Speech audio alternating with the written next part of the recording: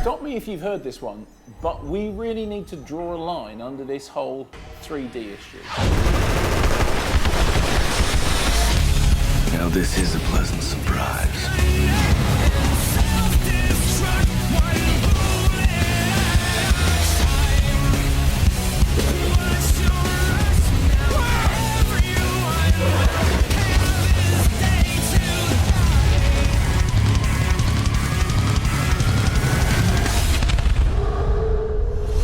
Now, if you're a regular viewer here at Kermode Uncut, you'll know that I've been going on about 3D quite a lot. A couple of months ago, I did a blog saying that Toy Story 3D was the first 3D film I'd ever seen in which I forgot I was watching a 3D film. And Bob, the 3D guy from Pixar, sent us a very nice email here to the site saying, well, here at Pixar, we try to find that sweet spot between what 3D can do and what the eye can handle. And he argued very convincingly for the immersive aspect of 3D. And I said the only way I could really tell whether actually the 3D was better than the 2D version was to go and see it in 2D. Well, since Bob's very intelligent and very well-argued email, I have been back to see Toy Story 3 in 2D. And you know what?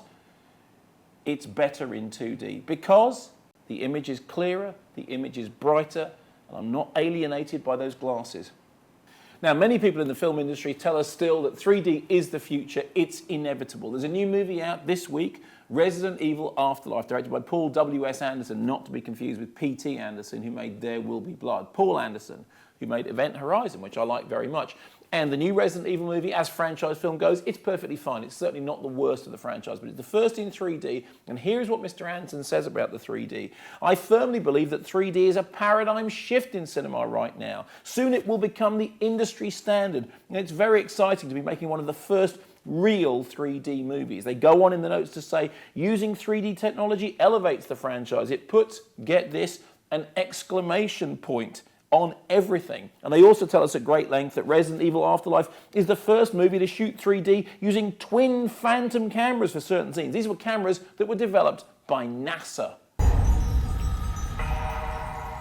So on the one hand, we have Bob from Pixar arguing intelligently and insightfully about an immersive tradition of 3D that goes right back to the maestro, Alfred Hitchcock, and his work on Dial M for Murder. On the other hand, we have Paul W.S. Anderson, who makes franchise video game movies and who tells us that his new film is shot on cameras from space.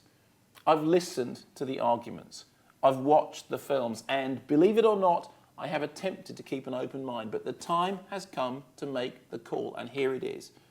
Despite what everyone is saying about the fact that 3D is going to be the industry standard, I disagree. In fact, I go further.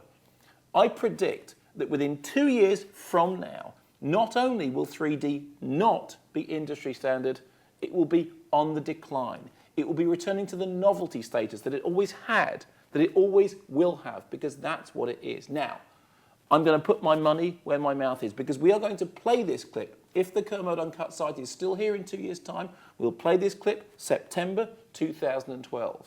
And hey, if I'm right, I'm right. If I'm wrong, and the whole of the top 10 is full of 3D movies that everyone has embraced and everyone thinks is perfectly normal, then hey, I'll look like an idiot. See you in 2 years.